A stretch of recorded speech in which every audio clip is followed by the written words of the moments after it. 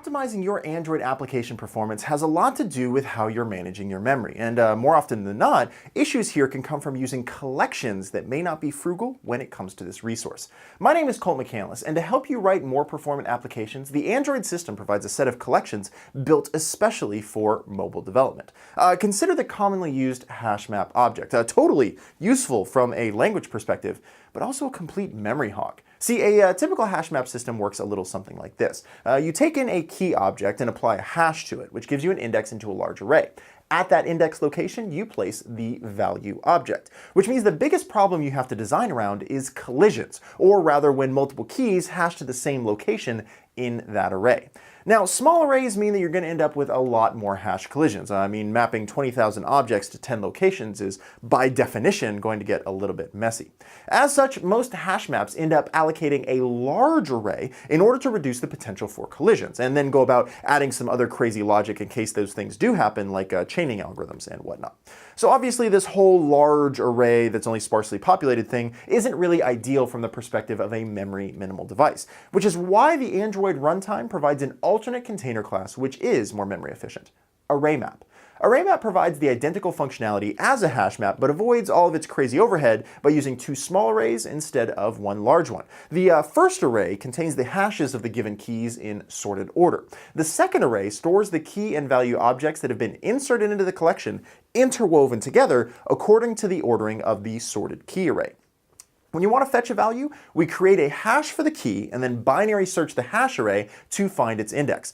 We can use that index directly then to find the location in the key value pair in the interwoven array. Now, if the key in the second array isn't equal to the one that we submitted when we were searching for things, then we assume that there's been a collision. To resolve this, we then linearly walk the keys in both directions, trying to find the correct match. These two things together mean that as the number of objects grows in our container, so does the time required to access a single object. Basically, you're trading off smaller memory overhead for more expensive runtime access. Now, since these arrays are contiguous in memory, there's a few things to keep in mind with respect to their usage. Dominantly is understanding how deleting and adding to the container works. Deleting elements can fall into two paths. Either you get lucky and only need a compaction step, which means shifting the deleted item to the end and then all the other values forward, or you can end up in the slowest path, which actually requires a resize and copy of the elements to eliminate the value in question. Insertions work on the other side of this coin. If the array has been compacted, then we can reuse those allocated blocks and then just shift around everything to keep our sorted order. However, the slow path here does require a complete resize of a contiguous array in order to make space, plus copying and moving everything on top of that. In general, this means that insertions and deletions from array maps are going to cost a little bit more from a performance perspective. But if you keep the number of objects in it small, like in hundreds of items, then this really isn't anything to worry about. See, these small contiguous arrays mean that when the number of values is pretty low, you get a lot of savings versus the standard hash map.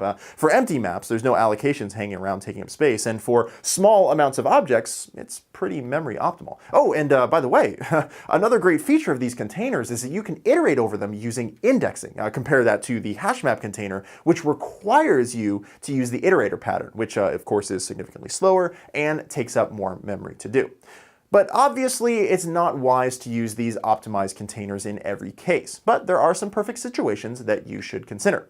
Number one, situations where you have a small number of items, in the hundreds or so, with lots of accesses, or the insertions and deletions are infrequent enough that the overhead of doing so isn't really noticed.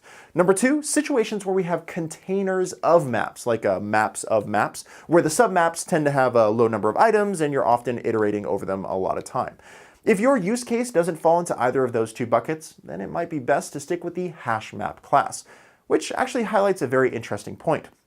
Optimizing performance is a constant trade-off between finding the right container for the right usage pattern for the right memory pattern.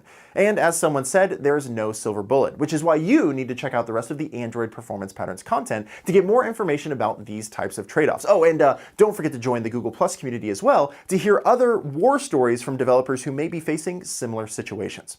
So keep calm, profile your code, and always remember, perf matters.